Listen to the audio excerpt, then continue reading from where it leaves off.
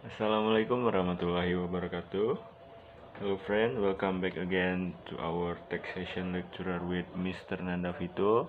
Now we are from group 2, wanna present it about 3 point. Okay, before that we wanna introduce our group member. My name is Fadel Muhammad and my friend Nabila and Bona Ricky Jordan Sianturi wanna present it about 3 point. Number 1 is tax law and tax reform, and number 2 start and the end of tax liabilities, and number 3 is central tax and local tax. Firstly, I wanna explain about the number 1 point. Number 1 point is tax law. The definition of tax law is, according to Santoso Brotodiharjo, is the entirety of the regulation covering the authority of the government to tax someone's wealth and hand it back to the public through the state treasury.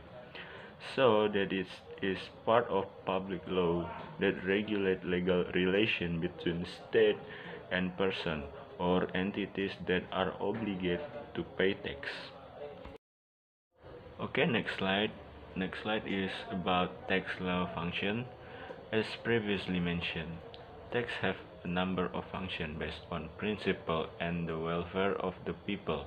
The function of tax law are: number 1, tax law function as a reference in creating tax collection system based on justice, efficiency, and is regulated as clearly as possible in the law concerning tax law itself.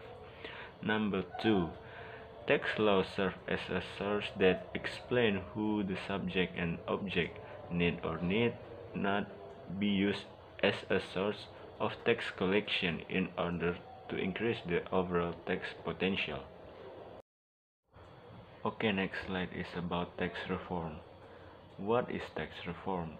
Tax reform is a transformation of the tax system, including improvement to the tax administration and regulation, and expanding the tax base. The creation of strong, credible, and accountable Directorate General of Tax. Tax reform transforming 5 pillars of taxation. Number 1 is organization. Organization to sharpen and improve the function and restructuring the organization. Number 2, human resource to produce strong and accountable human resource who process high integrity.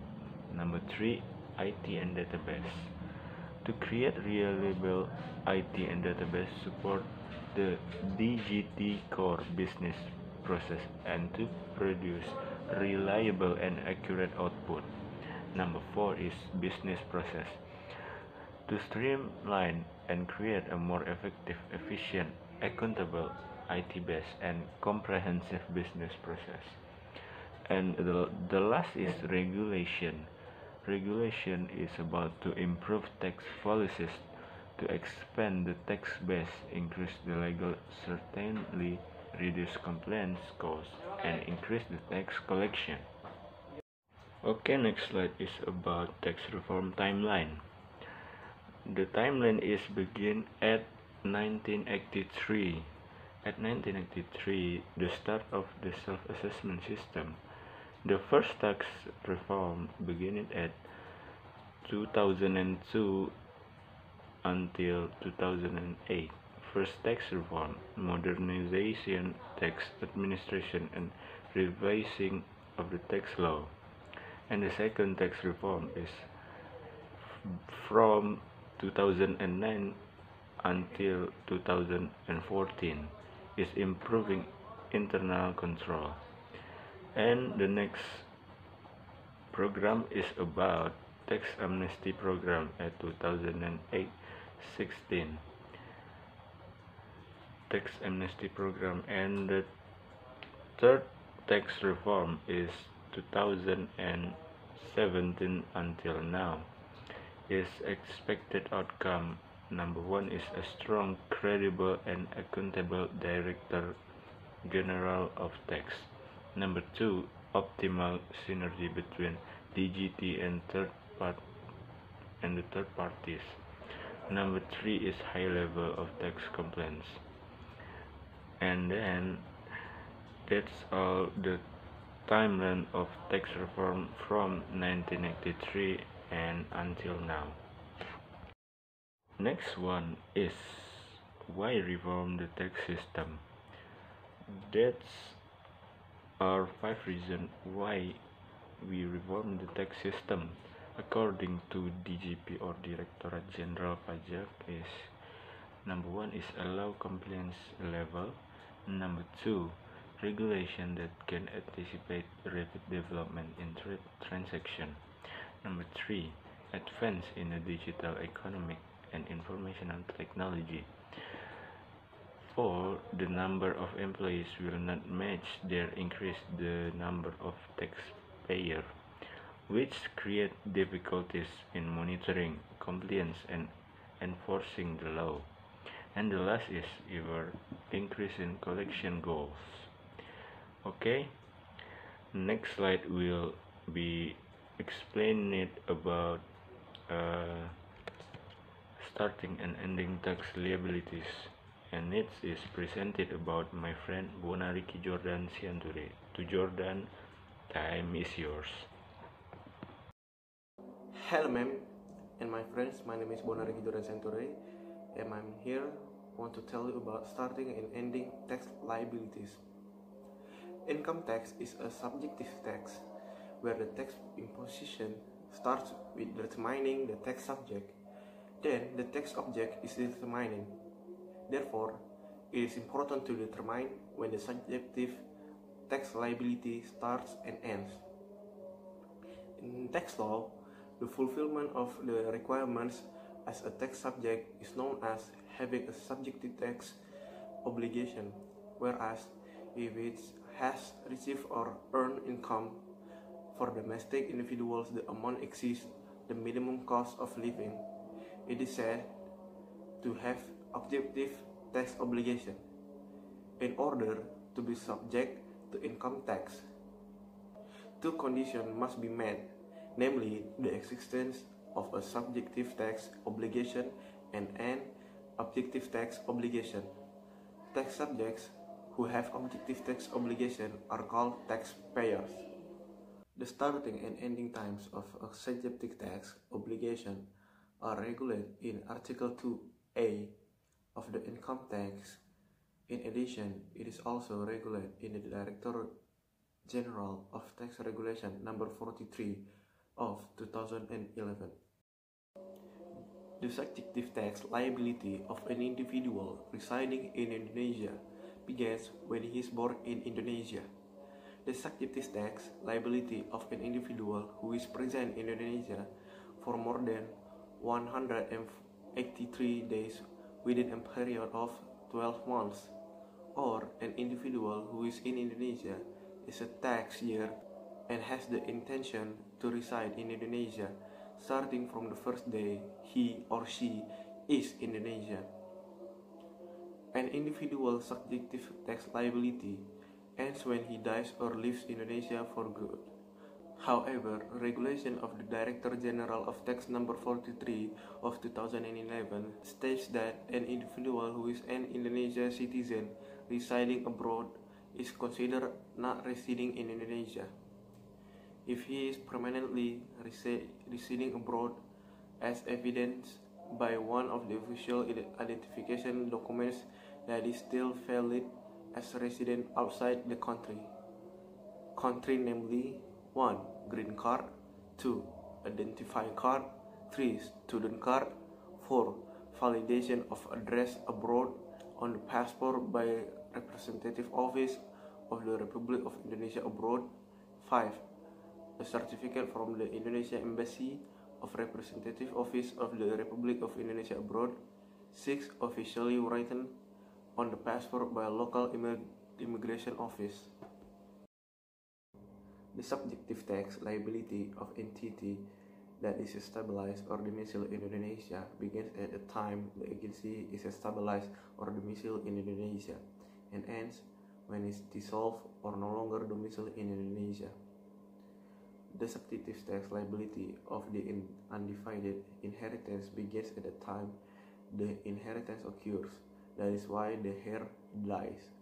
Subsequently, the subjective tax liability of the inheritance ends when the inheritance is divided, where the tax liability is transferred to the heirs. The subjective tax liability of a foreign tax subject who conducts business or conducts activities through a permanent establishment in Indonesia begins when the permanent establishment is in Indonesia and ends with the permanent establishment is no longer in Indonesia, while foreign tax subjects who earn or receive income from Indonesia do not go through a permanent establishment. The subjective tax obligation began when the economic relationship with Indonesia and end when there is no longer economic relationship with Indonesia. The meaning of an economic relationship with Indonesia is that the tax subject receives or obtains income from Indonesia. Often, the subject tax liability starts not at the beginning of the calendar year or ends in the middle of the year. For example, an agency established in Indonesia in the middle of the year. The period less than 1 year is called the portion of tax year. Hello everyone, my name is Nabila. Thank you for Fadel and Jordan for their presentation. Now I will continue the presentation about central tax and local tax. According to the collection agency, the types of tax consist of: the first, state tax or central tax is a tax collected by the central government and used to finance state households in general.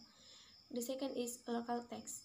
Local tax are taxes collected by local government, both level 1 and level 2, and are used to finance their respective household. Types of central taxes managed by Directorate General of Taxes include: the first is income tax.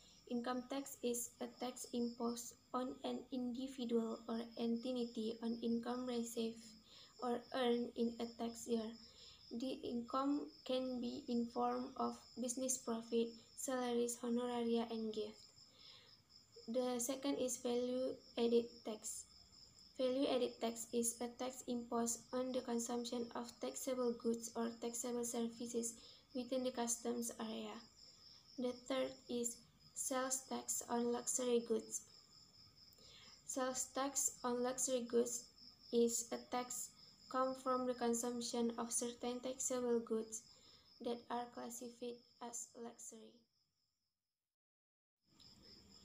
And the last one is land and building tax. Land and building tax is a tax imposed on the ownership or utilization of land or buildings. Regional tax or local tax. Local tax is a mandatory contribution to the region owned by an individual or entity that is compelling based on law without receiving direct compensation and used for regional needs for the greatest welfare of the people. Distribution of local tax. In state administration, local government are divided into provincial government and district government. Types of provincial taxes consist of vehicle tax, transfer of motor vehicle title fee, motor vehicle fuel tax, surface water tax, and cigarette tax.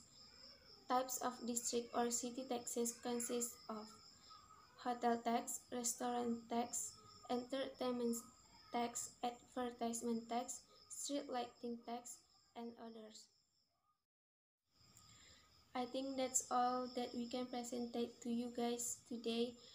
So, wassalamualaikum warahmatullahi wabarakatuh.